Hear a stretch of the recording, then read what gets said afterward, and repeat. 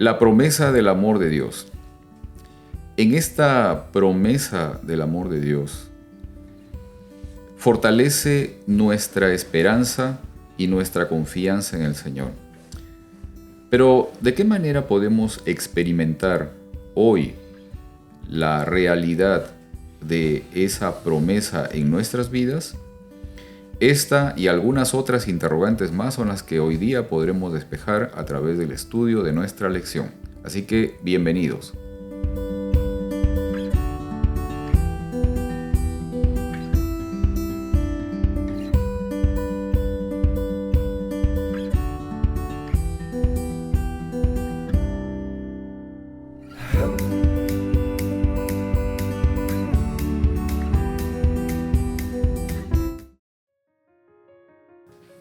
Hola, bienvenidos a este momento de estudio de la lección de escuela sabática. Hola Heriberto. Hola Pedro. Llegamos a la lección 13. La última lección. Llegamos al final del estudio de las lecciones de este trimestre. Y el título de la lección de este trimestre es El triunfo del amor de Dios. Pero ¿qué tal si empezamos con una oración? Claro que sí, vamos a orar.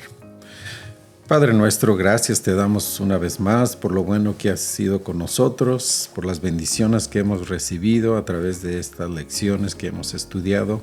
Y ahora llegar a la última lección, pedimos que nuevamente te muestres en nuestras vidas y que nos ayudes a comprender los últimos tiempos en los que estamos viviendo y cómo debemos de prepararnos para que nosotros podamos encontrarnos contigo y que no podamos ser unas víctimas del enemigo. Gracias, Señor, te damos y pedimos tu Santo Espíritu en el nombre de Jesús. Amén. Amén. Y quiero leer del libro de Primera de Juan, el capítulo 3, los versículos del 1 al 3. Dice esto: Fíjese qué gran amor nos ha dado el Padre, que se nos llame hijos de Dios, y lo somos. El mundo no nos conoce precisamente porque no lo conoció a Él. Queridos hermanos, ahora somos hijos de Dios, pero todavía no se ha manifestado lo que habremos de ser. Sabemos, sin embargo, que cuando Cristo venga, seremos semejantes en todo a Él, porque lo veremos tal como es Él.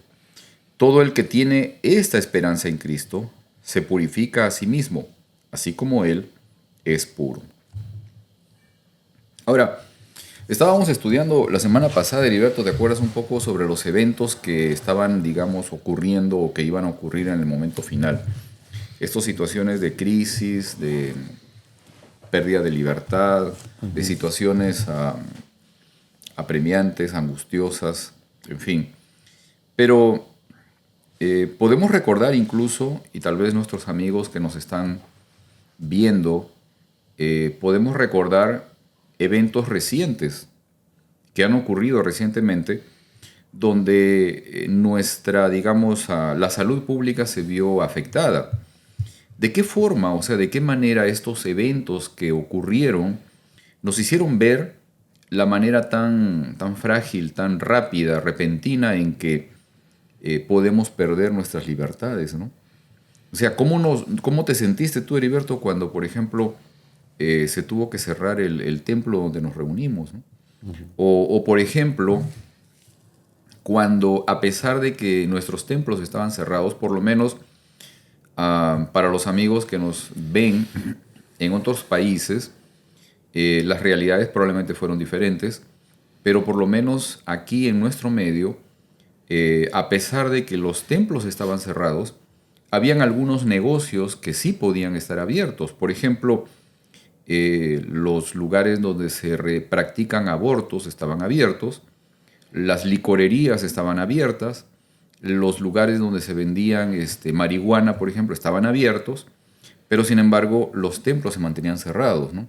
O sea, ¿qué sensaciones te producía esto, Heriberto? O sea, dentro de lo que significa también este conocimiento respecto a eventos que van a ocurrir en el futuro, ¿no?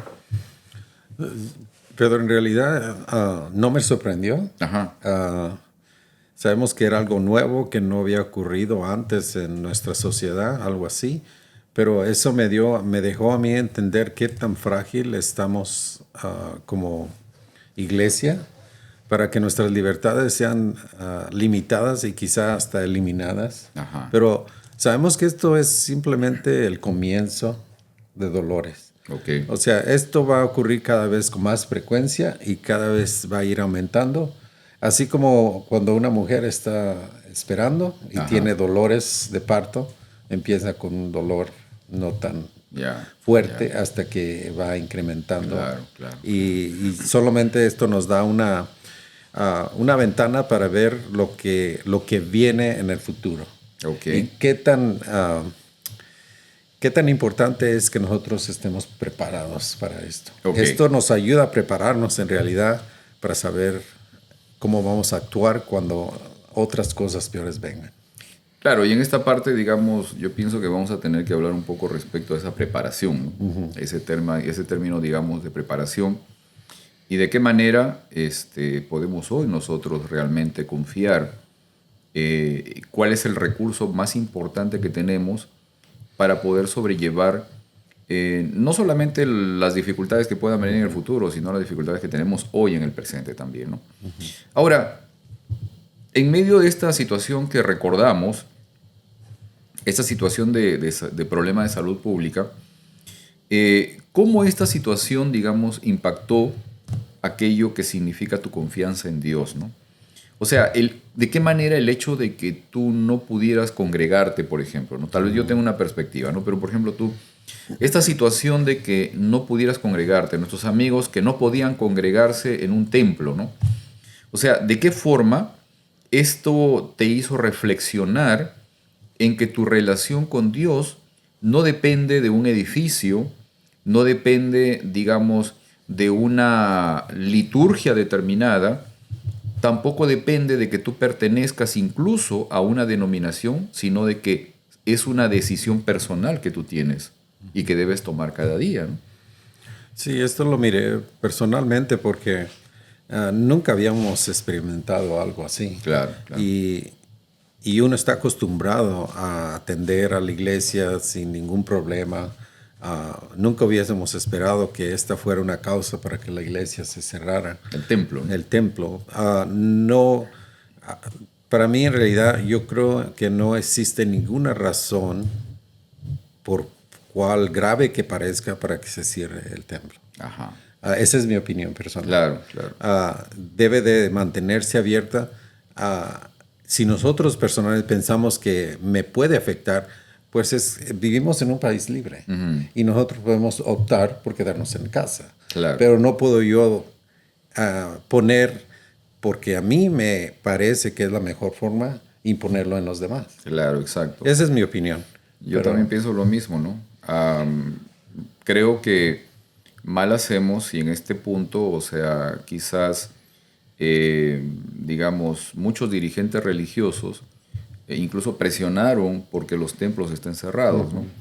Y creo que definitivamente esto no era lo mejor, o sea, lo que tú mencionas yo también lo tengo presente, ¿no? Si un templo se mantiene abierto, yo tengo al final la decisión de asistir o no asistir. O sea, es mi decisión, ¿no? Puedo ir, puedo no ir. Pero si un templo está cerrado, entonces estoy obligado a no ir. O sea, no tengo opción, ¿no? Sí, y sabes, personalmente a mí no me afecta porque todos estamos en diferente nivel Claro. espiritual. Claro. Pero hay personas que están comenzando su camino, el caminar con Jesús. Sí, sí, sí. Y para estas personas que querían atender a Dios, no se les fue posible. Claro, claro. So, eso es triste. Y solamente cuando lleguemos al cielo vamos a mirar cuántas personas fueron afectadas por esta decisión. Definitivamente, ¿no? Creo que, y no solamente eso, sino el mismo hecho de, digamos, evitar el tema de congregarse ya implica un aislamiento, ¿no? Una condición de no poder, digamos, interactuar, relacionarse con el hermano, la hermana, la persona que te puede apoyar incluso dentro de tu situación, problema, dificultad personal que puedas tener. O sea, también hay esa parte, ¿no? En fin, quiero leer 2 versículos que enfocan mucho el momento justo de la venida del Señor. presentando un aspecto muy importante, y es la diferencia entre los dos únicos grupos de personas que habrán al final de los tiempos. ¿Ok? Entonces voy a leer estos versículos. Tal vez, si quieres leer, Heriberto, Isaías capítulo 25, versículo 9, y yo voy a leer Apocalipsis capítulo 6, versículo 16. ¿Ok? Isaías capítulo 25, versículo 9. Y dice, en aquel día se dirá, sí, este es nuestro Dios, en Él confiamos y Él nos salvó. Este es el Señor, en Él hemos confiado. Regocijémonos y alegrémonos en su salvación. Muy bien. Esto es lo que dice Isaías, capítulo 25, versículo 9, y se está refiriendo al momento de la venida del Señor. ¿Ok? Ahora, quiero leer de Apocalipsis, capítulo 6, versículo 16, el mismo momento de la venida del Señor, pero expresado por otro grupo de gente. Y vamos a ver esto. Dice, todos gritaban a las montañas y a las peñas, caigan sobre nosotros y escóndannos de la mirada del que está sentado en el trono y de la ira del Cordero. Fíjate, es interesante, ¿no? Esto que estamos viendo. O sea, que al final de los tiempos habrán solamente dos grupos de personas, ¿no? Pero en lo que estamos viendo en estos versículos, encontramos que hay diferencias, ¿no? O sea, ¿qué diferencias, digamos, podemos notar de palabras, de reacciones, de actitudes entre estos dos grupos que vemos aquí? Bueno, la diferencia es muy marcada, Pedro, porque vemos que en un grupo el grupo está esperando a Dios, Ajá. está contento, es algo que ellos no pueden esperar para encontrarse con Él. De la otra forma, el otro grupo no saben qué es lo que esperan, así es que ellos están con temor, con miedo. Son muy marcada la diferencia. Y eso se entiende cuando uno no sabe lo que ha de venir, el futuro. Okay. Nosotros como seguidores de Dios, Él nos ha dado mucha luz para saber cómo termina el conflicto. Okay. Y una vez que sabemos que ese conflicto, Dios es el ganador, no tenemos nada que temer. Ajá. ¿Verdad? Ok, pero acá hay algo interesante. O sea, primero, por ejemplo, ¿no? O sea, notamos que hay una diferencia. Ahora, tal vez como para tratar de, digamos, tener claro un asunto, ¿no? ¿A qué crees que se deba esa diferencia? O sea, ¿por qué esa diferencia, digamos, entre la opinión que tienen unos y la opinión que tienen otros? Porque hay algo interesante. O sea, lo que estoy percibiendo en lo que leemos aquí es que ambos grupos saben de quién se trata esa venida. O sea, no es que no saben de quién se trata. O sea, parece que ambos grupos de personas, o sea, parece que todo el mundo sí ha entrado en una condición de religiosidad a tal punto de saber de este evento. Sin embargo, los dos grupos tienen una postura diferente con respecto a quién está viniendo. Ok, entonces, ¿a qué crees que se deba esa diferencia de actitud, ¿no?, entre estos dos grupos? Pero la única forma que yo puedo relacionarlo con algo que nosotros experimentamos es la actitud hacia un padre. Okay. Si yo tengo un padre que yo lo amo, que lo respeto, que él me ha mostrado amor, yo le conozco, él me conoce a mí, y yo, si se va de viaje, yo lo voy a esperar porque yo lo quiero, yo lo amo. Okay. Sin embargo, está el otro grupo que no ha tenido una relación con su padre. Okay. O quizá fue abandonado de chico. Okay. Ahora, la diferencia es de que no espera o no sabe qué esperar. Okay. O sea, tenemos un ejemplo en la familia. Dios siempre hace la comparación entre una pareja y su relación con Él, la relación entre el hijo y el padre. Yo creo que esa es la diferencia. El primer grupo ha tenido una relación con el padre. El segundo grupo no conoce ni al padre. Ok. ¿Verdad? Ok. Sí, es interesante esta parte, o sea, porque digamos, al final del tiempo vemos de que hay dos grupos de personas, pero estos dos grupos de personas, a pesar de que saben de quién se trata, digamos, todo este tema que podemos expresar como religioso, o sea, saben de la existencia de un ser, porque los dos lo expresan, o sea, los dos lo llaman incluso por su nombre, ¿no?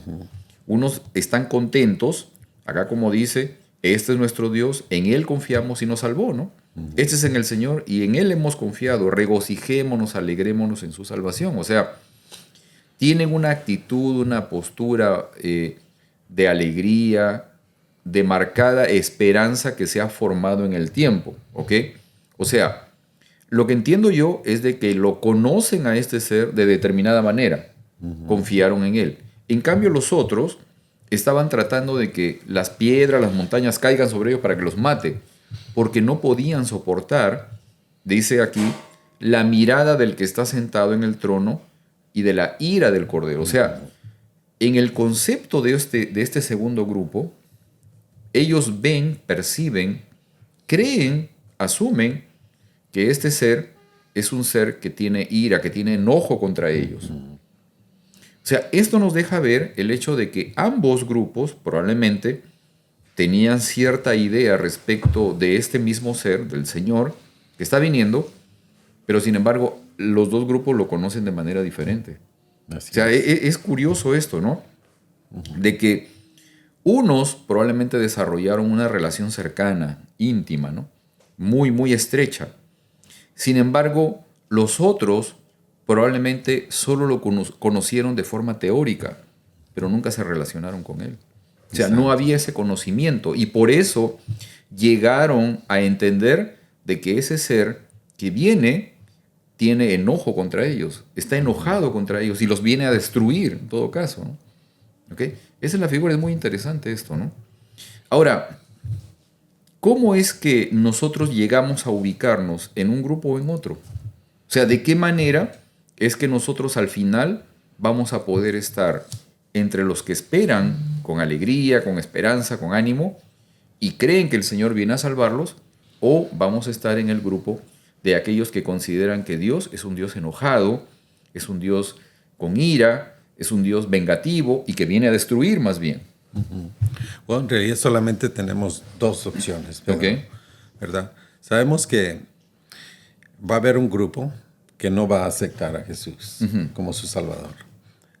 El otro grupo, y todo esto viene, Pedro, porque Dios nos ha dotado de una capacidad que los animales no lo tienen. Nosotros razonamos, mas nosotros tenemos libre albedrío. Okay. O sea, nosotros podemos escoger, pero no podemos escoger si no sabemos las dos partes. O sea, Él nos muestra el amor, qué amoroso es, qué es lo que hizo por nosotros, qué acción de amor hizo para poder salvarnos cuando nosotros merecíamos morir. O sea, nos da esa opción. La otra opción también la podemos tomar nosotros y es de ignorarlo, de no hacerlo, de no obedecerle. Y este segundo grupo es lo que ha hecho. O sea, no supo qué hacer, sí supo, pero no lo hizo tampoco. Y decidió seguir su propio, hacer las cosas por su propio ser, por su propia sabiduría. Por su propio medio, ¿no? Sí, y al final de cuentas se da cuenta que en realidad eso no lo iba a salvar, pero es demasiado tarde. Okay. Lo que estás comentando me parece relevante, o sea, el asunto de que quizás este grupo que considera a Dios un Dios enojado, durante el tiempo, en realidad lo que hizo, a pesar de saber del Señor, o sea, sabe de Dios, pero no conoce a Dios. Okay. Ese es un tema muy importante y muy interesante, o sea, y más bien busca, o sea, este grupo de personas buscan enfocarse en sus propias acciones para poder, digamos, de esa manera justificarse probablemente. O sea, haciendo a un lado la confianza necesaria en el Señor. Porque es curioso que el primer grupo, que se leyó en el libro de Isaías, ellos manifiestan, en Él hemos confiado. O sea, esa confianza, esa entrega fue dada en el tiempo por esa relación tan cercana. Sin embargo, los otros, no, o sea, no confiaron en el Señor, sencillamente confiaron en sus propios esfuerzos. Así es. Y yo creo, Pedro, que podemos también diferenciar este grupo en aquellos que conocen al Señor, conocen a Jesús y su carácter está siendo transformado diariamente. Okay. Los otros grupos de personas conocen de Dios, pero no permiten que haya un cambio en sus vidas. Okay. O ellos adoran, ellos obedecen, pero su carácter no cambia. Okay. O sea, ya podemos ver aquí las dos diferencias en los dos grupos. Hay muchas diferencias. ¿Cuál sería el punto gravitante aquí? O sea, porque hay algo interesante y tú mencionaste algo aquí ahorita y nuevamente estoy de acuerdo con esto. Incluso este grupo de personas que están, digamos, que tienen un concepto equivocado de Dios, también obedecen. Pero ¿cómo que no lo conocen al Señor? O sea, ¿cómo es que, digamos, al final tienen una imagen distorsionada de Dios? Exacto. Pues la diferencia viniera siendo es, yo obedezco porque quiero ser salvo o yo obedezco porque Dios me ha amado. Y el cambio es mi obediencia no es porque yo quiero ser salvo, mi obediencia es porque mi carácter ha sido transformado y no puedo hacer otra cosa más que obedecerlo. Okay. No lo hago por salvarme, sino lo hago porque soy salvo. Okay. ¿Verdad? Fíjate que tal vez en esa parte pienso que quizás en ese punto creo que lo importante es llegar a saber quién es Dios a través de Jesús. O sea, en la medida en que yo me relaciono con Jesús, lo conozco más a Él y aprendo de Dios a través de Él, a través de Jesús, realmente voy a saber quién es verdaderamente Dios. Y entonces voy a poder entrar en ese camino, obviamente de obediencia y de todo lo demás, pero debido a el hecho de que yo llego a conocer al Señor a través de Jesús, de mi relación con Él. Exacto. ¿Ya? Creo que esa parte es fundamental. O sea, ahora, como hemos estado viendo otras veces y otras lecciones y también para nuestros amigos, ¿no?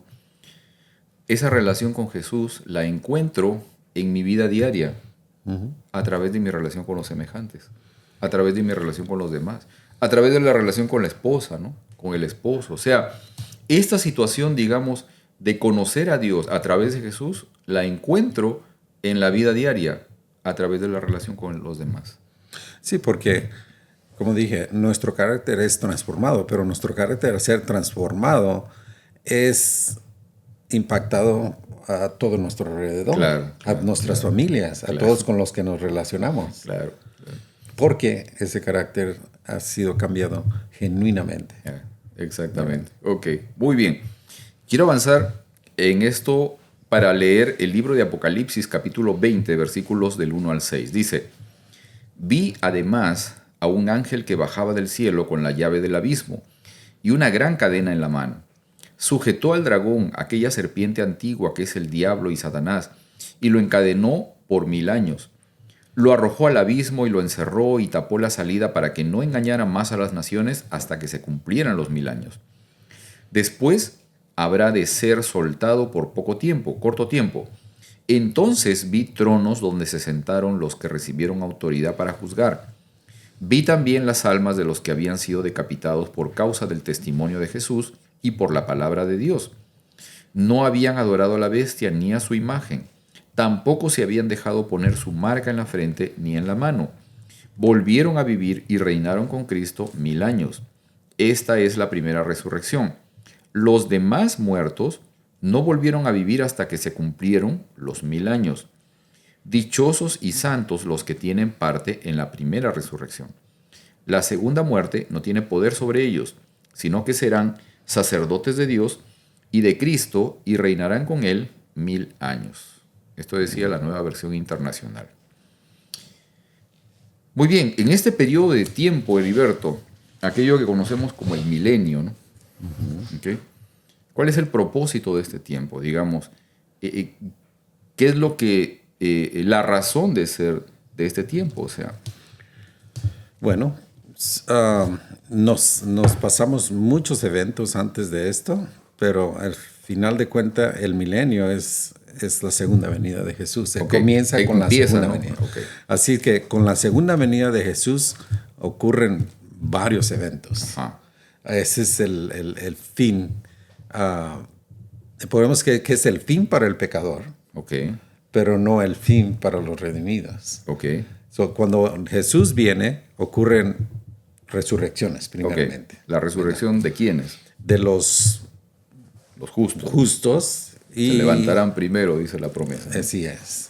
Aunque hay una resurrección especial de aquellos que traspasaron a Jesús también, en fin, está profetizado, aquellos que mataron a Jesús, ellos lo verán venir para nuevamente morir otra Y vez. a la misma vez que nosotros, que los justos son resucitados de todas las edades que han creído en Dios y en su promesa, nosotros, si es que estamos vivos en ese tiempo, vamos a ser juntos con ellos en el cielo. Vamos a ir y vamos a ir a reinar con Él 1000 años. Ahora, ese proceso o eso que acabas de mencionar de reinar con Dios por 1000 años, en realidad, ¿qué engloba? O sea, ¿qué encierra ese reinar con Dios por 1000 años? Nosotros vamos a estar, va a haber un juicio. Ok. Ese juicio ya no es para decidir quién es salvo o quién se pierde, sino ese juicio es para nosotros. Porque sabemos que para entrar en la eternidad, Pedro, no tiene que haber ninguna duda de que el pecado ha sido destruido, de que no va a haber más. Del carácter de Dios. Y el carácter de Dios ha sido restaurado en las personas. So, ¿a quién vamos a juzgar? Ajá. Bueno, acá dice, en el versículo dice, ¿no? Entonces vi tronos donde se sentaron los que recibieron autoridad para juzgar, ¿no? O sea, justamente esta parte, ¿no? Este hecho de que los justos recibirán esta capacidad de juzgar. ¿Qué se va a juzgar? Exacto, porque nosotros no vamos a decidir quién se pierde, pero porque el juicio ya ocurrió. Ajá. Lo que estamos nosotros juzgando es las obras que Dios hizo en aquellos que se perdieron por no haber querido aceptar el precio de la redención. Ahora, nosotros podemos decir que si yo no estoy ahí, pero mi esposa se encuentra entre los redimidos y ella me ha visto que participamos nosotros aquí, que tenemos ministerios en la iglesia, y yo no estoy ahí, Pedro. Ajá. Ahora, ella va a decir, pero no puedo creerlo. Dios se equivocó. Ajá. Dios hizo una injusticia porque yo conocía a mi esposo y él debería estar aquí. Okay. Ahora, ¿qué es lo que va a hacer ella? Todo lo que nosotros hacemos aquí hasta hoy, Pedro, está siendo escrito en los libros de la vida. Así es. Nuestras memorias, nuestras acciones. Todo. Esos libros, como en cualquier corte nosotros que conocemos legalmente, no se basa en nuestra palabra. Yo puedo decirle al juez, yo no soy culpable, yo no lo hice, yo no lo hice. No es ahí. O sea que todos estos récords han sido grabados y preservados para este tiempo. Sí. En este tiempo, entonces, mi esposa mira los récords y mira que todo lo que yo hacía solo estaba aparentando. Que yo le decía que iba a la iglesia, pero no me iba a la iglesia. O que yo me iba a estudiar, pero no iba a estudiar. Yeah. O sea, ella va a decir, wow. O sea, quizá pudiera engañar a mi esposa, engañar a mis hijos, pero a Dios no lo puedo engañar. Okay. Y al final de cuentas, ella va a ver que en realidad no estoy ahí porque Dios es justo. Claro. Creo que lo importante es esto, ¿no? Poder entender de que este proceso, este tiempo de 1000 años, tiene el propósito de que los justos puedan tener completa certeza de que los que se perdieron, realmente se perdieron con justa razón. Nada más, o sea... Por sus acciones. Sí, o sea, se perdieron con justa razón, ¿no? O sea, no hubo, digamos, una cuestión de imparcialidad ni de nada, ¿no? Sino de que sencillamente se perdieron con justa razón. Exacto. Ok, ahora, dice también los versículos que leímos que Satanás no podrá engañar a las naciones por esos 1000 años también, ¿no? Ok, pues sabemos claramente que si ocurren 2 resurrecciones, los impíos que va a haber, ya sabemos lo que pasó en la lectura que leímos, donde ellos pedían que las piedras cayeran sobre ellos. Sí. Y las piedras caen sobre ellos. Okay. O sea, la misma presencia, porque el pecado no puede existir delante de Dios. Okay. A la misma presencia de Jesús en su segunda venida da muerte a los impíos. Okay. Porque ellos están en pecado. Y Él no quiere destruir al pecador, quiere destruir el pecado. Pero ellos no quisieron dejar el pecado, así es que ellos son destruidos. Es interesante esto, ¿no? Porque si consideramos el pecado como una mala concepción de quién es Dios, podemos entender mejor algunas cosas. O sea, este grupo de gente que se apartó de Dios y que nunca lo aceptó, al final, tú mencionas, o sea, no dejan el pecado, o sea, están en pecado. Pero en realidad, en lo que están es en resistirse a poder aceptar y reconocer quién es realmente Dios. O sea, y eso al final no digamos, no les permite poder aceptar, recibir al Señor que está viniendo. Porque nosotros Sí. para ser libres de pecado, Pedro, tenemos que pedir perdón. Ok. Y, o sea, para eso nosotros tenemos tener que aceptar. Ajá. Para poder aceptar, nosotros tenemos que reconocer que estamos en pecado y una vez que reconocemos, no seguirlo. Ajá. O sea, vamos a dar una media vuelta Ajá. y ir en sentido opuesto. Ok. ¿Verdad? Ok. Claro, nada más, o sea, sí también para tener claro esta parte, ¿no? Creo que el hecho de, digamos, hacer o realizar acciones negativas o malas, nosotros podemos entenderlo como pecado, ¿no? O sea, aquello que significa la transgresión de la ley, ¿no? Es pecado, obviamente. Pero la acción en sí ya denota una condición que previamente ya existió. O sea, como les digo nuevamente, o sea, el hecho de alejarse de Dios, el hecho de considerar a Dios de una manera distinta, ya me lleva a alejarme de Él. O sea, si yo considero que los mandamientos de Dios reflejan, y no solamente me refiero a los 10 mandamientos, sino la ley de Dios en general, ¿no? Su carácter refleja amor, pero yo considero a Dios de una manera diferente, me voy a alejar de eso, ¿no? Exacto. Entonces, inmediatamente, al no considerar de manera correcta a Dios, yo mismo me estoy alejando de la fuente de amor, pero mi vida va a mostrar esa creencia. Exacto. Entonces va a alterar dos elementos fundamentales, mi relación con Dios y mi relación con el semejante. Eso ya es pecado, o sea, definitivamente. ¿Ok? Así es. Primero ocurrió aquí adentro y después en la acción. ¿Ok? En las acciones. O sea, eso es lo que pasa. Ahora, quiero avanzar algo más en el libro de Apocalipsis, capítulo 21, versículos 3 al 7. Dice esto: oí una voz potente que provenía del trono y decía: aquí, entre los seres humanos, está el santuario de Dios. Él habitará en medio de ellos y ellos serán su pueblo. Dios mismo estará con ellos y será su Dios. Él enjugará toda lágrima de los ojos, ya no habrá muerte ni llanto, tampoco lamento ni dolor, porque las primeras cosas han dejado de existir. El que estaba sentado en el trono dijo: yo hago nuevas todas las cosas. Y añadió: escribe, porque estas palabras son verdaderas y dignas de confianza. También me dijo: ya todo está hecho.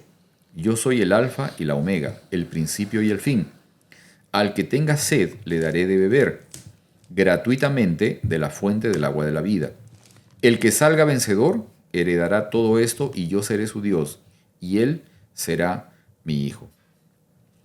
Es interesante de que el Señor ofrece en medio de todo esto una serie de condiciones que quizás en el momento de nuestra vida presente puedan ser una utopía, ¿no? Una fantasía. O sea, está ofreciéndonos una vida, un mundo en el cual ya no habrá más sufrimiento, ya no habrá más lágrimas, más dolor, no habrá muerte, no habrá enfermedad, seremos transformados, renovados, o sea, entraremos en una condición de perfecta relación con el Señor, de perfecta relación con los demás, y donde nuestras propias condiciones, digamos, físicas, personales, nos permitirán encontrar esa posibilidad de relacionarnos saludablemente con el Señor, de poder adorarle a Él, de poder vivir eternamente. O sea, esa condición es algo que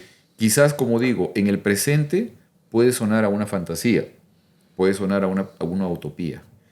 Pero, ¿de qué manera, o sea, hoy yo podría tratar de encontrar, hacer realidad, tal vez no hacer realidad, sino pedirle al Señor que me permita vivir esa realidad hoy, en el presente. O sea, ¿de qué manera puedo yo lograr que el Señor me ayude a poder conseguir esto, ¿no?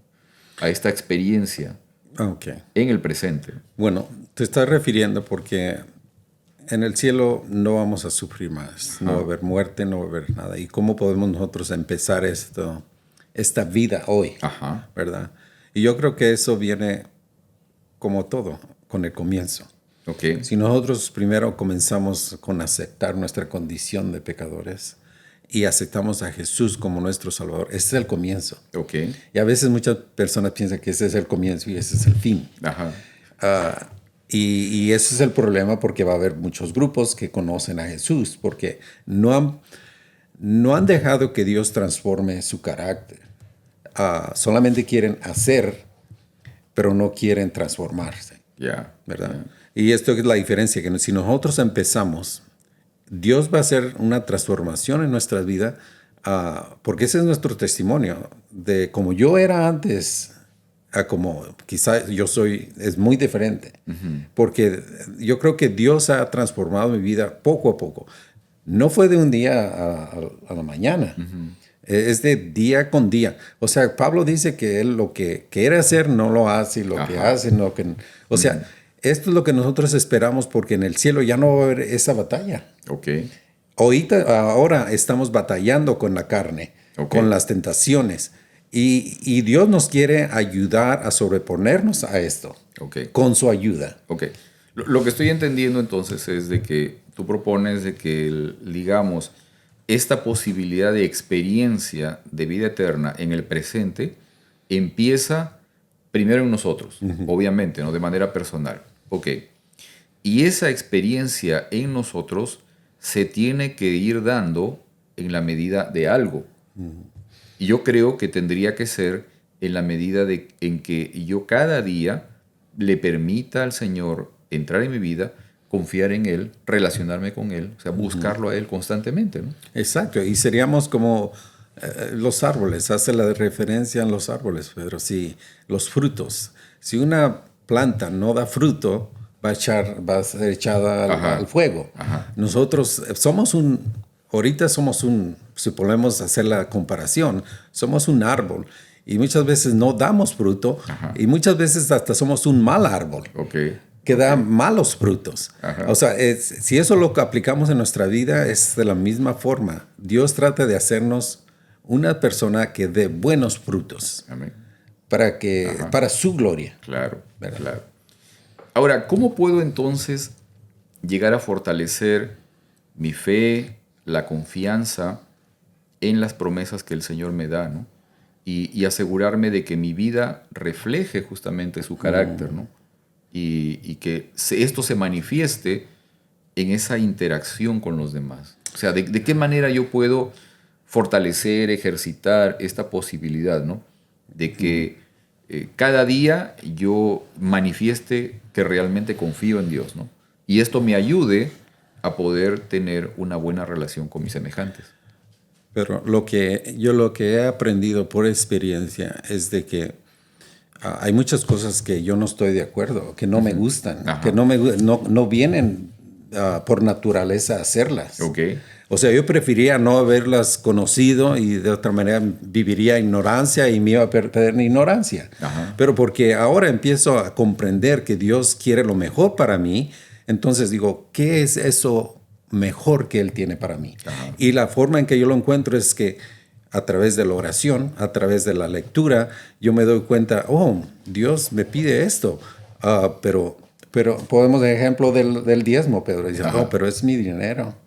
Y me costó mucho ganar mi dinero. Pero Él me dice, no, yo te voy a bendecir. Si tú me das el 10%, te voy a bendecir. Y hemos comprobado de esta vez que más valen...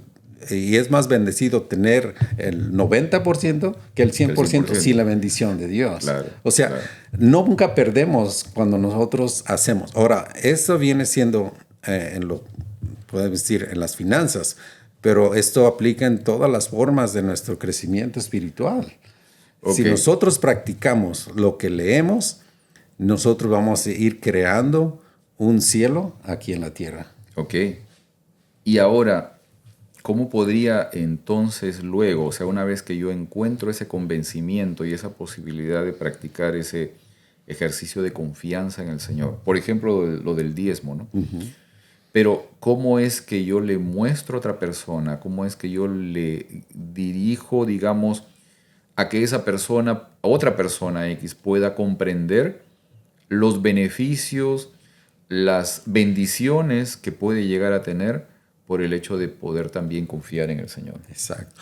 Y yo creo que eso viene siendo simplemente el testimonio, Pedro, porque Ajá. yo cuando hablo con una persona no le voy a decir que dé su diezmo y yo no lo voy a dar. Claro. O sea, claro. yo con toda libertad yo puedo decirle que yo he sido bendecido y que Dios quiere bendecirlo a él también. Exacto. ¿Verdad? Exacto. So, practicar lo que nosotros leemos y Él solamente va a hacer la obra a través de nuestras vidas con las personas que ponen nuestro camino. Claro, claro.